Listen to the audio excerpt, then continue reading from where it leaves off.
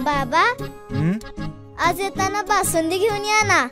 अगं, कालच आपण आईचा वाढदिवस होता म्हणून आणली होती ना. ऐकलं, गोकुळची बासुंदी पुन्हा खावीशी वाटतेय.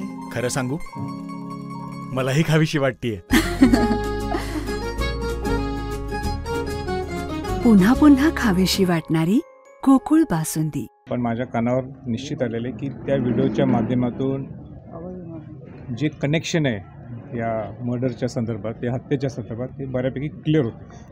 आणि म्हणून जी मागणी आमची सरकारला होती की त्यांना खंडणीच्या स्वरूपात जो मोका लावला आहे त्याच्यापेक्षाही त्यांनी 302 म्हणजे हत्येच्या माध्यमातून त्यांना तो गुन्हा नोंद होणं गरजेचं आहे.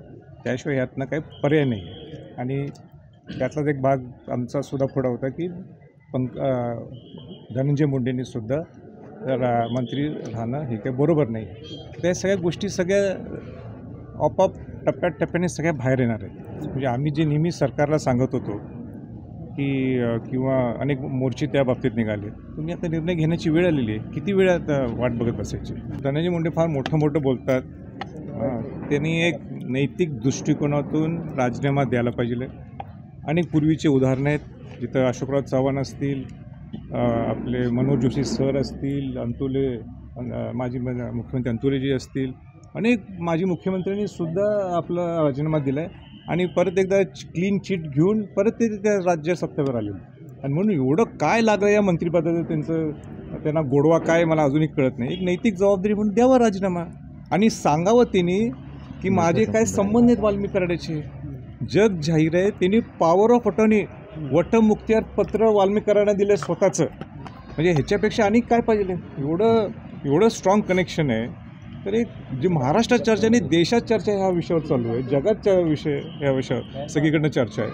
तरी तुम्हाला त्या खुर्चीवर बसायचं आहे. आणि त्याला मग अजित पवार असतील, मुख्यमंत्री असतील, का संरक्षण द्यायला लागलं ते एका मंत्र्याला. आश्चर्य आहे. म्हणजे माझा उलटा असा प्रश्न आहे की माणूस एकदम क्लिअर कट असला असता, एकदम बरोबर असला असता, मग पालकमंत्रीपद दिलं असतं ना. पालकमंत्रीपद देतच नाही. याचा अर्थच काय? याचा अर्थच समजून केला. इंग्लिशमध्ये म्हणे रीड बिटवीन द लाईन्स. म्हणजे तुम्ही त्यातनं समजून घ्या ना. त्याचा काहीतरी दोषी आहेच म्हणूनच त्याला पालकमंत्रीपद दिलं नाही ना. पहिल्या दिवशीपासून मी बोलत आलो आहे की मुख्यमंत्री महोदयनी आपल्या विधानसभेच्या पटलावर काय बोलले. त्यांनी ह्या 6 जणांना तर मोका लावूच म्हटले. आणि ते मोका लावत असताना त्याच कनेक्शनमध्ये त्यांनी वाल्मिक कराडचं नाव घेऊन कोट केलेलं आहे खंडणीच्या आरोपात. मग त्याच लाईनमध्ये, त्याच कनेक्शनमध्ये ज्यावेळी मुख्यमंत्री महोदय बोलतात, म्हणजे याचा अर्थ की मुख्यमंत्र्यांना शंका कुठंतरी किंवा काहीतरी एक लाईन होती की या लाईनच्या संबंधित. आता तोच व्हिडिओ पुढं बाहेर आला. अशा अनेक गोष्टी आहेत. अजूनही त्या वाल्मिक कराडाला न कळत तुम्ही प्रोटेक्शन आहे. तुम्ही 302 सारखा अजूनही खुनाचा कलम त्यांच्यावर तुम्ही लावत नाही, गुन्हा नोंद करत नाही.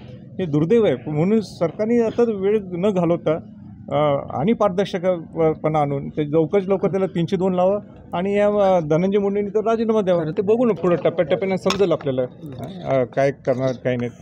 पण त्यांचा इंटरेस्ट तर तिथं आहेच. ते काही नाकारू शकत नाहीत. म्हणूनच तिथं अजून त्यांनी मंत्रिपद सोडलेलं नाही. माझ्या शुभेच्छा आहेत त्यांना सगळ्यांना. मी काय सरकारमध्ये नाही आहे. कुठं काय चुकतात ते आम्ही बघत असतो. न्यायाच्या विरोध न्यायाची भूमिका देण्याची जबाबदारी माझी, अन्यायाच्या विरोध न्यायाची लढा देण्याची जबाबदारी माझी नेहमी असते आणि ते करत राहू. त्यांना आता सध्या भांडत बसू देत, काय करायचं करू देत. आणि पण त्याच्यामुळे एक वातावरण गढूळ होतं आहे. म्हणजे ही वेळ आता आलेली आहे की पालकमंत्री पद स्वीकारून कामाला लागायला पाहिजे.